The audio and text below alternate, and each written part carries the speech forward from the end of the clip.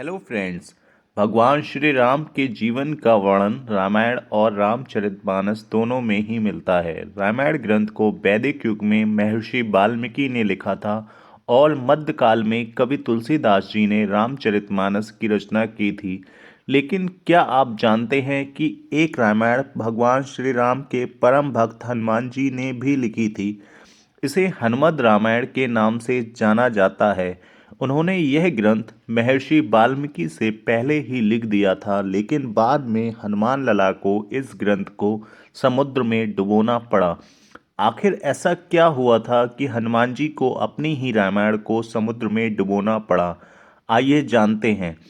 शास्त्रों के अनुसार लंका पर विजय के बाद भगवान श्री राम अयोध्या में राज करने लगे थे और हनुमान जी हिमालय पर शिव जी की तपस्या के लिए आ गए।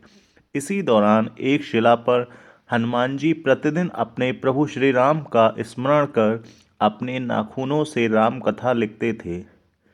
वहीं महर्षि वाल्मीकि भी रामायण लिखने के बाद भगवान शिव को इसे समर्पित करने के उद्देश्य से कैलाश पर्वत पहुंच गए। परंतु वहां पर पहले से ही हनुमान जी द्वारा लिखी रामायण को देखकर महर्षि जी को बहुत आश्चर्य हुआ।